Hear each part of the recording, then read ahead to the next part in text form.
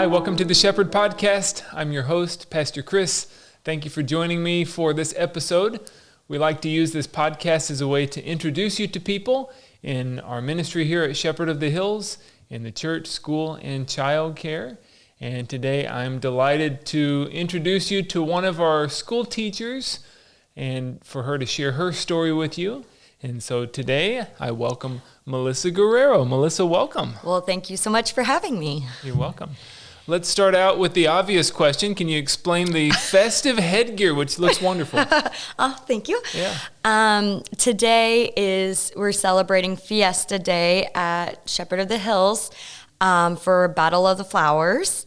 And it's just a fun day. PreK, the little ones do a little parade for the rest of the school. Yeah. And they went around and my class, we made sashes and our own medals that they were able to create and crowns and tiaras to wear. So it's just fun to celebrate and have some stringers. Yeah, we like to have fun around here. We like to not take ourselves too seriously, have a sense of humor. Mm-hmm. Did you see the babies with the popcorn on their head?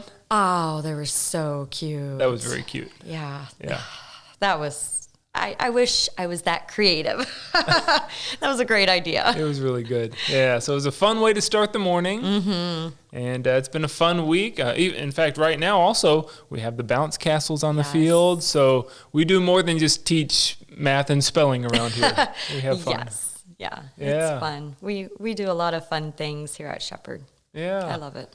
So along those lines, tell me, what are some things that you really enjoy about Shepherd of the Hills?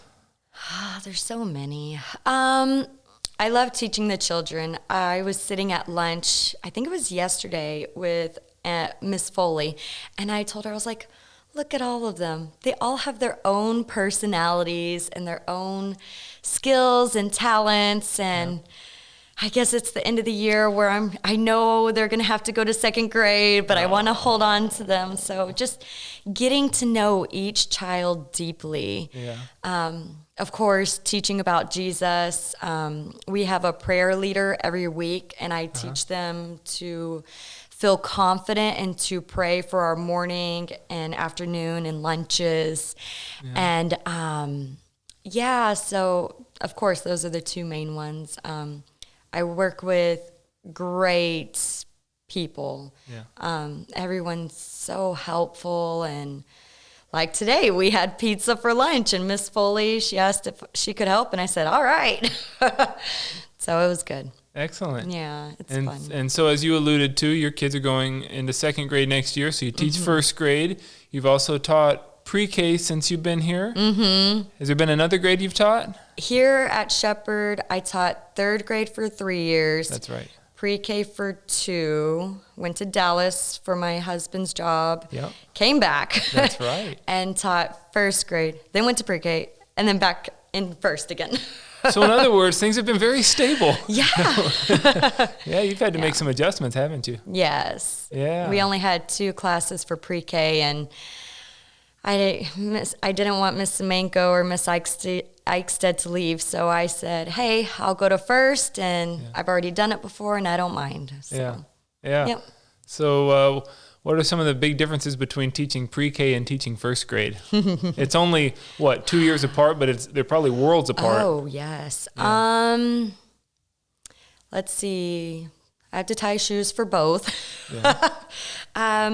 What makes them different is in first grade, you're teaching them to read, not just to read, but to, once they pick up the reading, to just watch them sail through the paragraphs. And in the beginning, they're struggling with 3-letter words, and right now they're reading longer words like dislikes. I'm teaching them tricks, and it's fun. Yeah.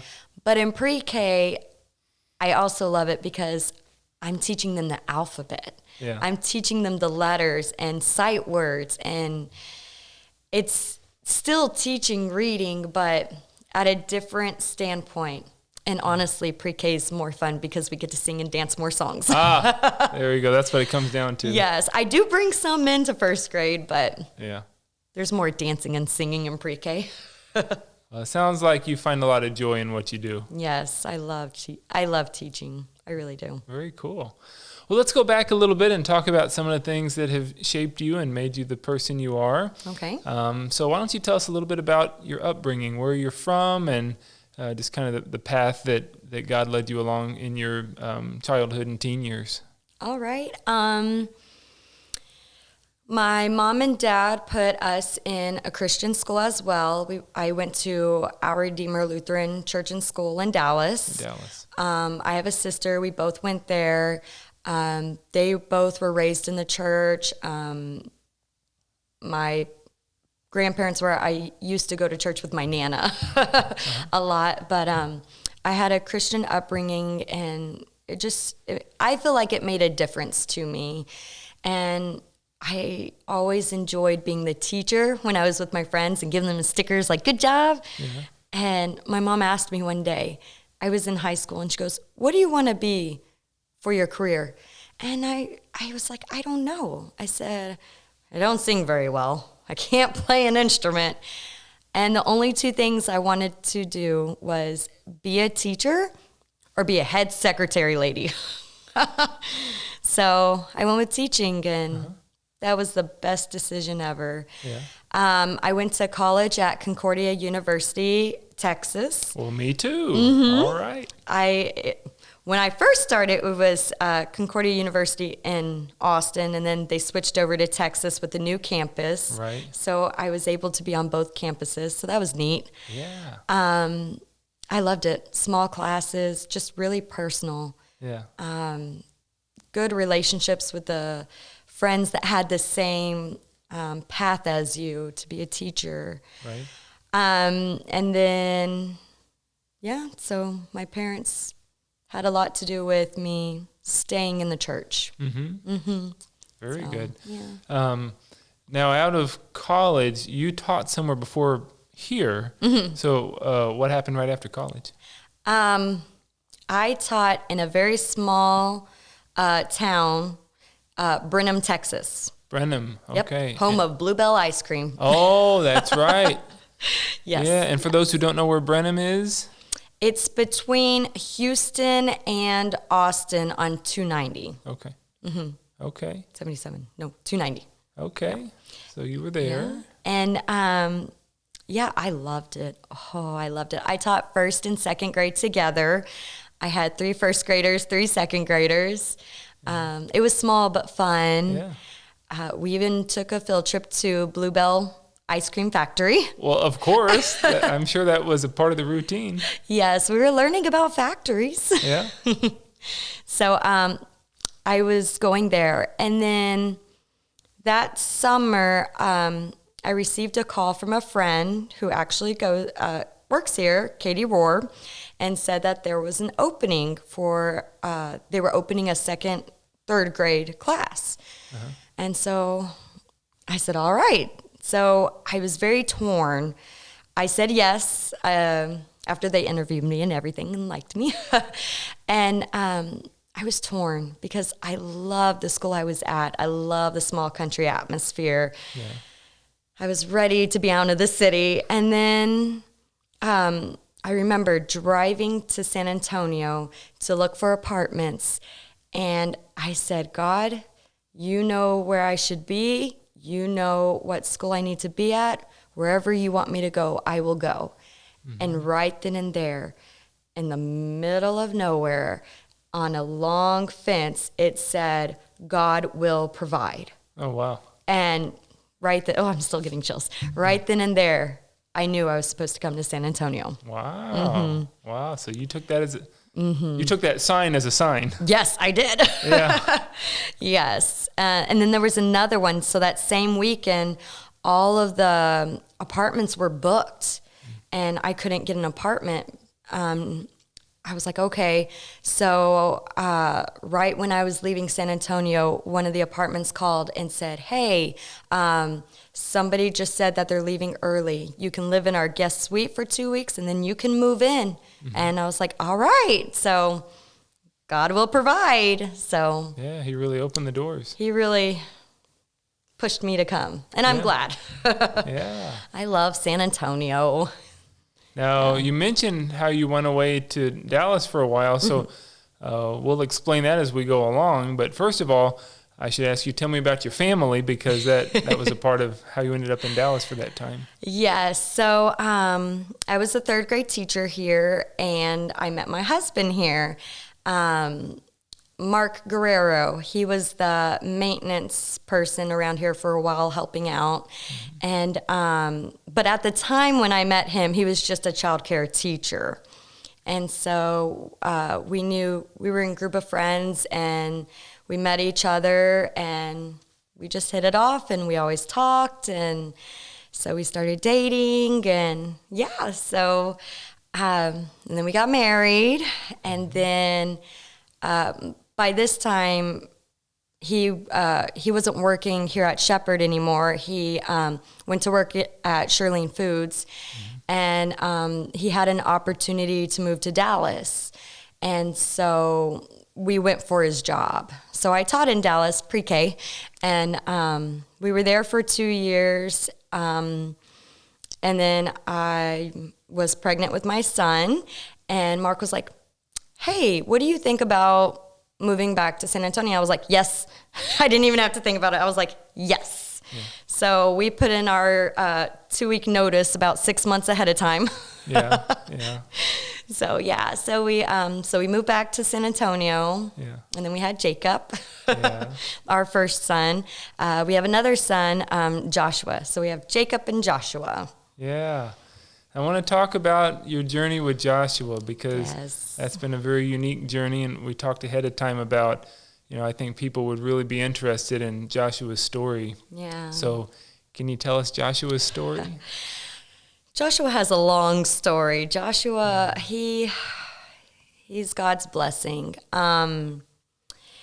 He was great, healthy baby born, or I thought, and so was I. It was a healthy pregnancy, I mean. And he was born, and I'll never forget that they came and they're like, hey, we're going to do an echo on him. There's a little heart murmur. And they said, usually it's just a little hole that closes up. I didn't think anything of it.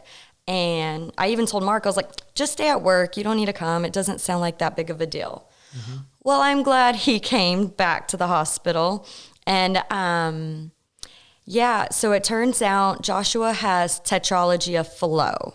He's a TET baby. That's what they call it for short.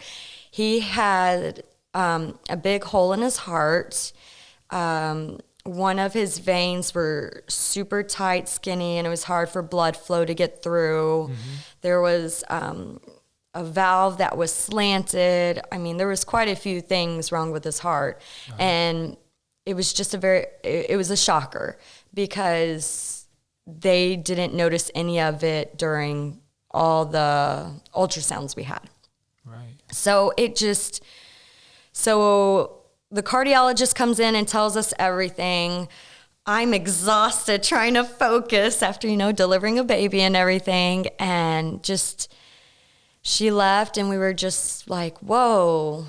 I think we were just in shock. Mm-hmm. And then they ran all these tests, and we get back to the room, and that was our first time together to soak it in and be like, there's a problem. We didn't even know if he would survive. We've never heard of this. Oh, that's scary. And we were about to pour our eyes out, and then God put you there. I remember that. Yes, and then you came in, and I think you just saw it all over our face. It was maybe 30 minutes after you guys had gotten back to the room. Yeah, and it was just scary, but we talked to the cardiologist the next day and asked the one question we just needed to know: is he going to die? And because that's what we wanted to know, because we've never heard of this. And she goes, no. She said if he was a blue babies mean that their oxygen level is already super low when they're born. Then you have to do something. But he was a pink baby. His heart rate was fine. Okay. His oxygen was okay. Mm-hmm. It just they caught it by the murmur. And so that they said when he's 4 to 6 months old, he's going to have a heart surgery and repair it, and everything will be okay. I was like, all right. So you hear that your child's going to have heart surgery yeah. in a little while, in a matter of time. Yeah. And so that's just kind of hanging over you up until that point. Yeah, it's scary, and a baby is going to have open heart surgery. Yeah. So it was just scary, and why didn't we know beforehand? And everybody's like, you didn't know beforehand? And I said, no, they never caught it in the ultrasounds. And well, then let's keep going with this journey. He 8 days old. I changed his diaper earlier in the day, and I was like, man, he feels really warm. But he was kind of a warm baby. He just always seemed warm to me. Okay. And then later I changed his diaper, and he was steaming hot. So I took his temperature, and he had 102.8. So we rushed him to the emergency room, and immediately they took us back to a room, and they said, we're going to do these tests on him. And I said, okay. And this was like, 8 o'clock at night. It was late. And they did a test, and come to find out he had meningitis at 8 days old. They said it could have came from anywhere. We were at the pediatrician appointment the day before. I mean, my husband was still coming to school to work. My other son, Jacob, came to school for daycare. I mean, he got it. So this was not related to the heart? It was not related to the heart at all. It was like lightning striking twice. Yes. Yeah. It was, and in fact, he didn't just have meningitis. He had a rhino cold as well. So he had 2 illnesses right off the bat. Wow. And so, so they put us in a room, and they said, here's some beds. So Mark fell asleep. I started to fall asleep. I was kind of in and out because, I just can't sleep knowing my baby is right there in this huge baby crib in the hospital at 8 days old. And the nurse, I used to say she made a bad judgment call. He didn't, he was just moaning a lot, like, and I didn't know why. I mean, he's sick. And she was like, we can't give him Tylenol yet. How about morphine? I was like, I don't know, I guess so. So she called the doctor on call at home and said, yeah, he needs it. And the doctor was like, okay. And so she gave him the morphine. And I was in and out, and all of a sudden I hear, I need you to breathe. I need you to breathe. And my eyes shot open. And immediately I wake up Mark, and I'm like, hey, I think something's wrong. Mm-hmm. And all of a sudden, there was like 10 to 15 people that just barged in the room. There was a chaplain there. There was PICU doctors. There were doctors of all kinds that I didn't even know. They were all in there, head nurses. And they put the breather thing on him, and were squeezing. And they just kept saying, breathe. I need you to breathe. Take some breaths. Take some breaths. Take some breaths. And they were doing it. And I remember them rubbing his chest, and they're squeezing. And it just... Mark and I are just holding each other like, what's going on? Wow. And when I saw a chaplain, I knew it was bad. Yeah. That's a giveaway. Something's going really wrong. Yeah. And so we just were pushed out of the way and watching everybody do their stuff. And so like I said, I used to think she made a mistake. After going through everything, it was a blessing. I think it was a blessing. God wanted my child in the PICU. I think if they didn't put him in the PICU that night, I don't think he would have made it. Really? I 100% believe that. Wow. I think God had to scare us to really make him survive. Okay. So immediately we were rushed to PICU, and they hooked him up to all these machines and everything. And yeah, so then they put an oxygen thing on him, and the next day was scarier. Scarier than that? Yeah, well, no, that was pretty scary. Yeah, it was touch and go. It was touch and go with him really? On making it.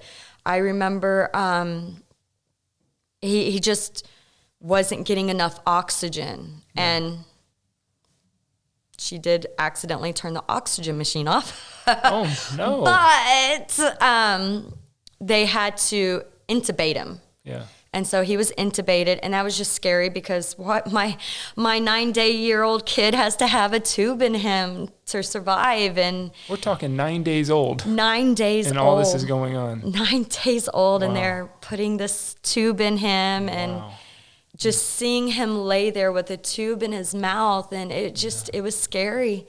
Yeah. And then, let's see, that was a Tuesday, Wednesday, Thursday. So he was doing great. He was doing awesome. They're like, wow, he's healing so fast. He's doing great. He's breathing. They lowered the oxygen. They said, man, I think he's going to be able to go home in a few days. All right. So we're excited. And then they extubated him. They took the tube out of him. Yeah. And it was exciting. You know, I could hand feed my baby again. And it was great. And then it just took a turn for the worse. It was a Monday. And all day, we couldn't soothe him. Something was wrong. I knew it. A mom's feeling. Mark knew something. Something was wrong. And we kept telling the nurse, hey, we want to see the doctor. All day. This started at 8 o'clock in the morning. So we went down to, it was finally 3:30 in the afternoon, 4. And finally, they sent, there was not an intern, but there was another doctor there that was, going around and learning. And they did blood from him, and they were like, all of a sudden, 10 to 15 doctors rush in.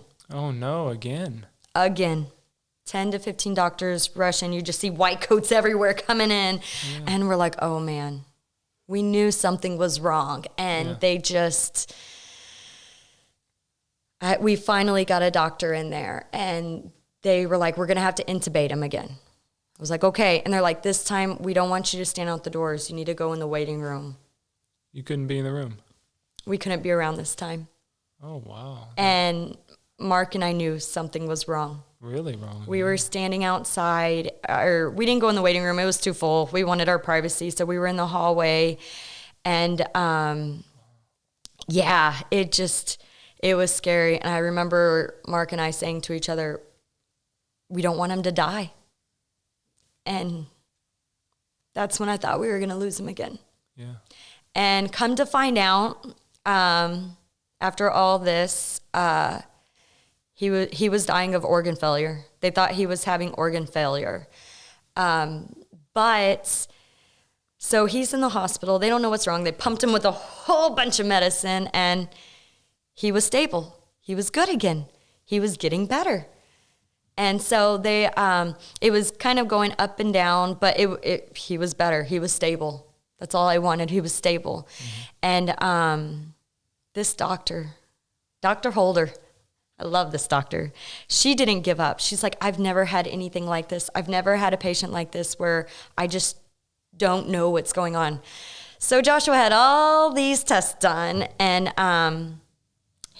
they said, I think it's myocarditis, where there's just an inflammation of the heart. So all of this that he's going through, so he had myocarditis, he had, meningitis, and the other one, and none of it was because of his heart, because of the tetralogy of flow. It was just a whole nother situation. Wow. So we lived in the hospital, Mark and I, for a month. Okay. We were in the hospital for a month, and Jacob lived with my in-laws. I only saw him twice through the whole month. You only saw him twice in the whole month? Because we stayed with Joshua because we didn't think he was going to make it. Yeah. So it was hard. It was hard for Jacob. It was hard for us. Mm-hmm. It was hard for Joshua. But I won't forget that day we could hold him. It was wonderful. Was that at the end of the month? Yeah.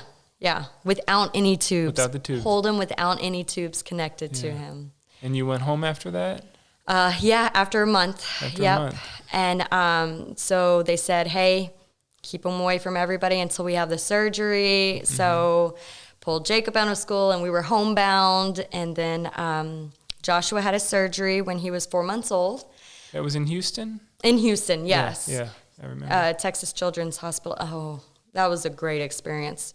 Yeah. If there is anyone that has to have heart surgery, please go there. Okay. We had a really good experience. I didn't feel any worry or doubt or anything. It was a good experience. Good. So, he had his open heart surgery.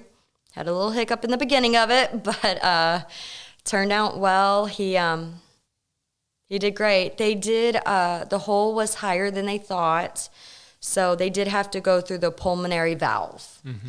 And so because they did that, he has a temporary one in there. So when he's about 7 years old, he'll have to get a replacement one. So he will have to have another open heart surgery. When he's 7? About 7, okay. 7 to 8. Okay. And then, of course, he'll have another one when he's a teenager to get the adult valve. Oh, okay. So he'll have 2 to 3 more surgeries. Okay. How does it feel knowing that? Oh, it's good because of it. We worry a lot more about the COVID. Oh, yeah, I could see that. Yeah, we still don't go anywhere just because of his heart. Yeah. We don't know, what if he gets sick and the pulmonary valve. And it's sad knowing that he's going to have more surgeries. I think it's harder for me because he's going to be older and knows what's going on. Oh, yeah, that's true. Where he was a baby, he's not going to know what happened. Mm-hmm. Only I get to remember it. Yeah. Now, let me ask you, what's his condition now? Perfectly healthy. Oh, that's so great. He's the school greeter.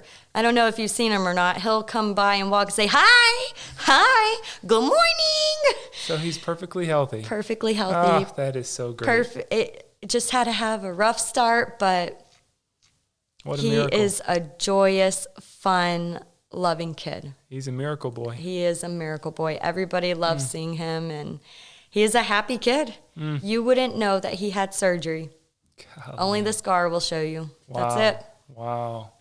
Yeah.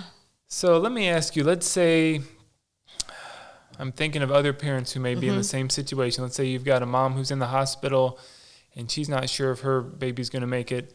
Having been through it, what would you say to her? Keep praying. Prayer warriors. I had shepherd staff. I had family. I had just prayer warriors. And I had Mark, my husband, who really, he's my rock. He held me. He held it together. I held it together. We helped each other hold it together. But it was hard. Yeah. It was really hard. Great friend. Great family friend. Sean Salinas. He, a lot of food deliveries. Yeah. Yes, a lot of food deliveries. Just don't give up hope. Keep praying. God has a plan. Mm-hmm. Like in the beginning, I was very angry at that nurse, and looking back, I'm grateful, honestly. I am. What a way to look at it. Yeah, I really believe that. Yeah. So, yeah, I know another mom that actually went through something similar to this, and same thing. They didn't know about it in the ultrasounds, and I have been a huge help for her because she never knew about this either. She only knew because I was teaching her daughter, and so I've been with her and keeping her strength up as well, and just finding others that have this similar issue. Like I do the congenital heart walk now. Didn't know there was such a thing. So there is a Heart Awareness Month. Yeah, that becomes a part of who you are. Yes, Yeah.